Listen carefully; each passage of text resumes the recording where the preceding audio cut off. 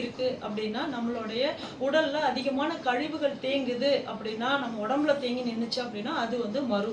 அதுவே உள்ளங்கால்லயோ உள்ளங்கையிலயோ தேங்கி நிக்குது அப்படின்னா அது வந்து ஆணிக்கால் அப்படின்னு சொல்லுவாங்க. இதுக்கு மருக்கான மருத்துவம் நம்ம ஒரு நாள் தான் மருந்து வைக்கிறோம். மருந்து நாங்களே வச்சு விட்றோம். அப்படி நீங்க வச்ச உடனே அந்த மரு வந்து 2 நாள் 3 நாளைக்குள்ளாரையே உங்களுக்கு அது விழுந்துரும். மரு எடுக்கணும் அப்படின்னாலும் நீங்க நேர்ல வந்துடலாம். அதே மாதிரி ஆணிக்கால் இருக்கு அப்படின்னா, ஆணிக்காலுக்கான உள்பூச்சிக்கான மருந்தும் உள்ள சாப்பிட்றதுக்கான மருந்தும் வெளிப்பூச்சிக்கான மருந்தும் நம்ம கொடுத்துருவோம். அது வைக்கும் போதே உங்களுக்கு ஃபர்ஸ்ட் டேலேருந்தே உங்களுக்கு வலி குறைஞ்சிரும். காலை கீழேயே வைக்க முடியாமல் இருக்கிறவங்களுக்கு, காலை கீழே வச்சா சுரீர்னு மண்டைக்கு ஏறும். அந்த மாதிரி இருக்கிறவங்களுக்கும் நம்ம வந்து வலியை சரி பண்ணி ஆணிக்காலை சரி பண்ணிக்கலாம். புழுவெட்டு இருக்கு அப்படின்றவங்களுக்கும் நம்ம புழுவெட்டை நம்ம சரி பண்ணிடுறோம். புழுவெட்டு அப்படிங்கிறது முடி கொட்டுறது தான்.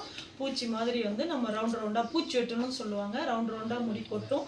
அந்த மாதிரி கொட்டுறவங்களுக்கும் நம்ம வந்து இது கொடுத்துட்ருக்கோம், மருத்துவம் பார்த்துட்ருக்குறோம். உள்ளேயும் சரி வெளியிலையும் சரி நம்ம மருந்து கொடுத்து அதை நம்ம சரி பண்ணிக்கலாம். அந்த இடத்துல முடி முளைக்க வச்சுக்கலாம். ஃபஸ்ட்டு சிட்டிங்லேயே அவங்களுக்கு முடி வர்றதை, பேபி ஹேர் வர்றதை அவங்க பார்ப்பாங்க.